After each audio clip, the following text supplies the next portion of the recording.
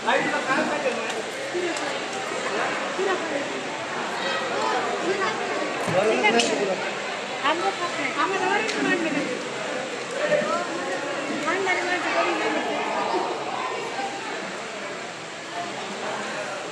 खाट किती बी फोटो काढ तुझ्या मनाला वाटेल तेवढं काढ. आजच छान दिसलं. तसंच करायचं. आज स्टेटसला ठेवून द्यायचं, उद्या डिलीट फोन मधून.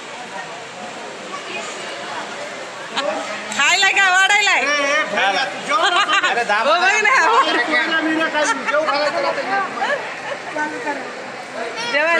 जेवायला वाढायचं सोडून खायला ते.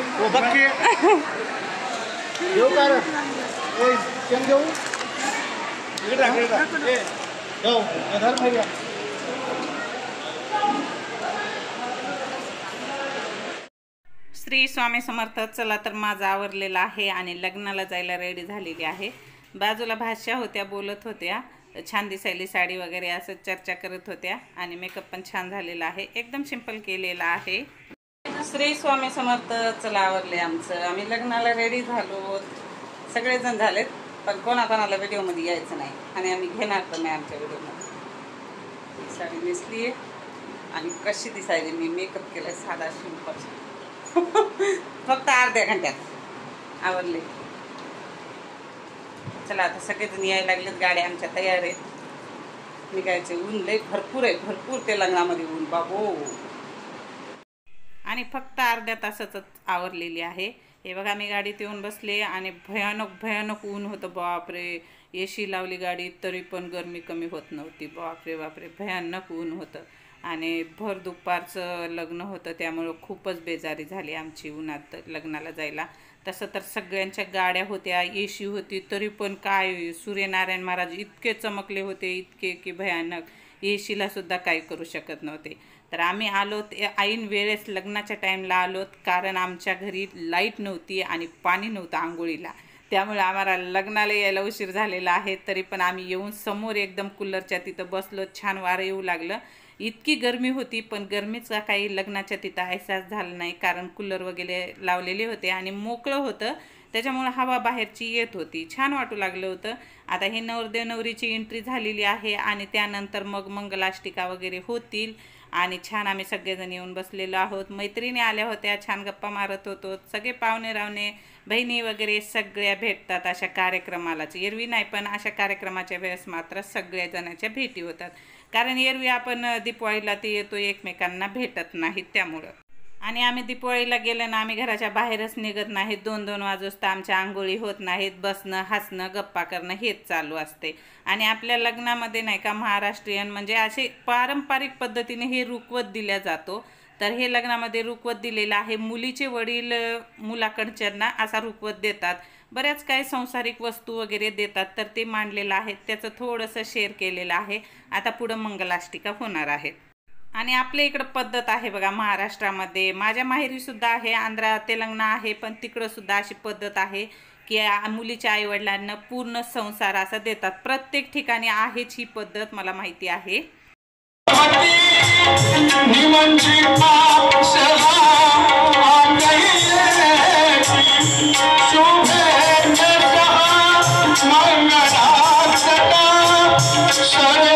आणि ही एक खास पद्धत आहे की ज्यावेळेस मंगलाष्टिका होतात त्यावेळेस मुलीची आई जी असते ना, तुळशीला पाणी घालते, अशी पद्धत आहे. प्रत्येक आमच्या इकडं महाराष्ट्राच्या भागामध्ये आहे, महाराष्ट्रामध्ये तेलंगणामध्ये आहे, बाकी दुसरीकडे आहे का नाही माहिती नाही. पण मुलीच्या आईनं ज्यावेळेस मंगलाष्टिका होतात ना, ही बघा मुलीची आई तुळशीला पाणी घालत आहे.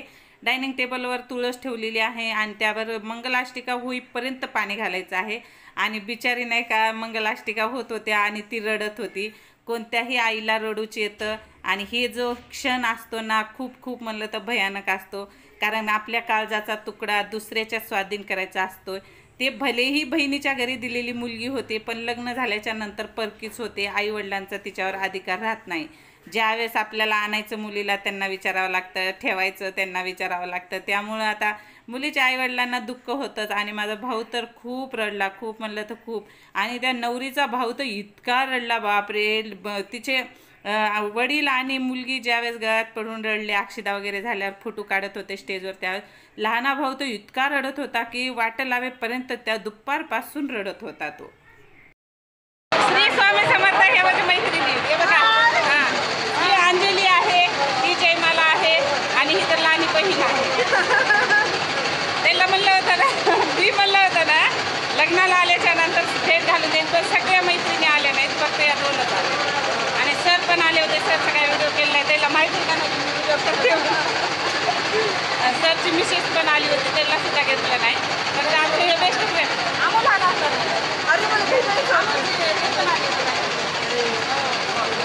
मित्र पण आला होता, पण मित्राला भेटवणं झालं नाही. सॉरी. कसं वाटतंय सांगा? व्हिडिओ पाहतात का नाही?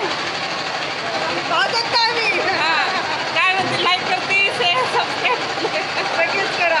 हां, हिनं पाहत नाही, हिच्याकडे मोबाईल नाही, ही जुन्या जमान्यातली आहे, जुन्या जमान्यातली आहे, छोटा मोबाईल वापरते. आहे का? समर्थ. हे बघा, ही सबस्क्रायबर आहे आपल्या आणि माझी भाची पण आहे. हां, माझ्या मोठ्या भावाची मुलगी आहे, चुलत भावाची. मी आत्या आहे तिची आणि सबस्क्रायबर पण आहे. आपले व्हिडिओ पाहते, व्हिडिओ पाहून सेवा करायली स्वामी समर्थाची, आहे ना? करायलीच ना? हां, लाईक करते, कमेंट करते. मला कळालंच नाही माझी भाषी करते कमेंट म्हणून. रेणुका देवीची भक्त पण आहे जास्त. हां, रेणुका देवीची भक्त पण आहे. व्हिडिओ आवडतात ना? श्री स्वामी समर्थ. आणि लग्नामध्ये जितके पाहुणे होते ना तितके आपले सबस्क्रायबर आहेत. सगळे व्हिडिओ पाहतात, माझे पाहुणे सगळे पाहतात. काही जण आपले व्हिडिओ पाहून स्वामी समर्थाची सेवा पण करायला लागलेले आहेत. माझी भाची भेटली, ती पण स्वामी समर्थाची खूप सेवा करते आणि सबस्क्रायबर पण आहे. आणि त्याचसोबत माझ्या मैत्रिणीसुद्धा आल्या होत्या लग्नामध्ये. तर दोघी मैत्रिणी आल्या होत्या. बऱ्याच काही मैत्रिणी येणार होत्या पण आल्या नाहीत, काही कारणानिमित्त आल्या नसेल, आम्ही त्यांना विचारलेलं पण नाही. आणि स्कूल फ्रेंड आहेत, पहिलीपासून आम्ही 5वीपासून एका वर्गात शिकलेले आहोत. त्यामुळे आमचं खूप खूप म्हणलं तर क्लोज. आतापर्यंत आमचा ग्रुप पण आहे, व्हॉट्सअप ग्रुप. आम्ही मैत्रिणींना बोलतो व्हॉट्सअप ग्रुपमध्ये, वाढदिवस वगैरे शेअर करतो, सगळं असते. तसं बोलणं चालणं असते. पण असं लग्नाच्या वेळेसच आमच्या भेटी होतात. आणि ही मैत्रीण जी आलेली आहे ती तिथलीच आहे, आमच्या गावची. तिला लातूरला आंबेजोगाईला दिलेलं आहे, आंबेजोगाईला राहते. आता बघा, लग्न वगैरे भेटीगाठी सगळ्याच्या झालेल्या आहेत. आता आलेली आहे कन्यादानाची वेळ. हे आई वडील कन्यादान करीत आहेत मुलीचं. खूप वेगळं वाटतं हे, म्हणजे हे क्षण जे असतो ना फार वाईट असतो. आणि तसा तर चांगलाही असतो. मुलगी झाली म्हणजे आपल्या घरात ठेवायचं नसतंच. मुलीला कधी ना कधीतरी सासरी जावंच लागतं आणि जाणं आहे. किती बी लाडकी असली मुलगी तरी पण तिला सासरी जाणंच आहे. कारण ते कन्यादान जे आहे ना ते परक्याचं आहे, आपल्या घरात ठेवायचं नसतं कन्यादान हे. त्यामुळं आपल्याला कन्यादान करणं हे महत्त्वाचंच असतं. तर हे भावानं कन्यादान केलेलं आहे. आणि फार सगळ्यांना आता हे क्षण पाहिल्याच्या नंतर बरेच जणाला आपापल्या लग्नाची आठवण येते आणि रडू पण येतं असं पाहिल्याच्या नंतर. तर कन्यादान झाल्याच्या नंतर लगेच फेरे केलेले आहेत. तर काही ठिकाणी वेगळे फेरे असतात, काही ठिकाणी पद्धत वेगळी असते. इथं त्यांनी ते जे होम केलेलं आहे त्याच्यामध्ये मुरमुरे वगैरे टाकलेले आहेत, 7 सुपाऱ्या असे फेरे घेतलेले आहेत. अगोदर नवरदेव घेत असतो समोर, नंतर नवरी घेत असते. बऱ्याच काही अशा वेगवेगळ्या परंपरा असतात वेगवेगळ्या ठिकाणी. आणि आम्ही तर छान असं बसून एन्जॉय करीत होतो. पण रडू पण येऊ लागलं होतं, कारण ज्यांना मुलगी असते ना त्यांना थोडंसं वाईट वाटतंच. कारण मुलगी आपल्याला 18 वर्ष, 20 वर्ष, 25 वर्षे सांभाळून लहानाची मोठी करायचं आणि दुसऱ्याच्या स्वाधीन करायचं म्हणलं फार वाईट असतं. आणि नंतर मुलीचं माहेर जे असतं ना परक होत असतं, कारण तिला 4 दिवससुद्धा राहण्याचा अधिकार नसतो. घरच्यांना विचारल्याशिवाय तिला राहण्याचा अधिकार नसतो. जर मिस्टर म्हणले राहा तर हरकत नाही, नाहीतर मिस्टर म्हणले चला की जायचं. आता माझंच बघा, मी गेले 2-3 दिवस मिस्टरसोबत राहिले आणि वापिस आले. राहायची इच्छा असेल तरी पण राहायला भेटत नाही, कारण आपल्या घरची सोय होत नाही. आणि कितीही वय होऊ द्या, कितीही जुनं होऊ द्या, मुलींना माहेरी राहावंच वाटतं. आणि कितीही मोठे होऊ द्या, आईवडिलांसाठी लेकरं लहानच असतात. आणि आईवडिलांना सुद्धा लेकरं राहावेच वाटतात. 4 दिवस तरी आपल्याजवळ राहावं, गप्पा गोष्टी कराव्या, बसावं, खावं प्यावं असं सगळ्यांनाच वाटत असतं.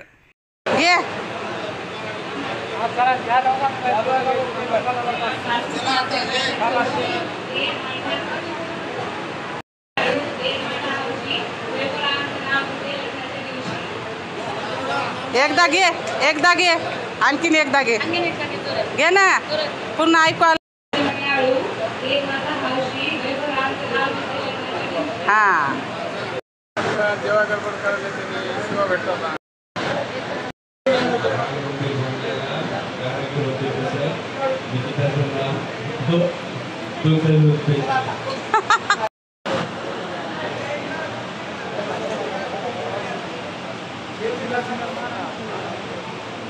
लाईट होता ना, लाईट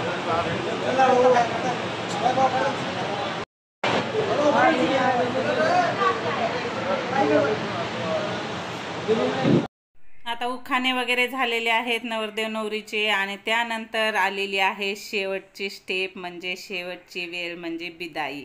फार फार मुलीच्या आईवडिलांना म्हणलं तर बघणाऱ्याला सुद्धा इतकं वाईट वाटतं ना, बिदाई म्हणजे खरंच खूप बेकार वाटतं. तर ही मुलीची सासू आहे म्हणजेच आत्या आहे आणि माझी बेस्ट अँड बेस्ट फ्रेंड आहे. तर मी तिचा व्हिडिओ केलेला आहे. ती मला म्हणली होती सगळे व्हिडिओ करायचे आणि यूट्यूबला टाकायचे. कुंकाचे केले होते, मी टाकले नाही, पण ती म्हणली मला कुंकाचे काऊन नाही टाकले. त्यामुळे आता मी लग्नाचे टाकणार आहे. मुद्दाम टाकलेले आहेत, करून घेतलेले आहेत व्हिडिओ. आणि हे बिदाईला असे करतात बघा. मुलीची आई पाठीमागे ओटी पसरून आहे आणि मुलगी समोर चालत चालत तांदूळ टाकत आहे ओटीमध्ये. तांदूळ म्हणजे लक्ष्मीचं प्रतीक असतं आणि मुलगी सासरी जाताना असं ही पद्धत केलीच पाहिजे. आणि समोर झाल घेतलेली आहे, तिच्या सासूनं झाल घेतलेली आहे. आता समोर पहा.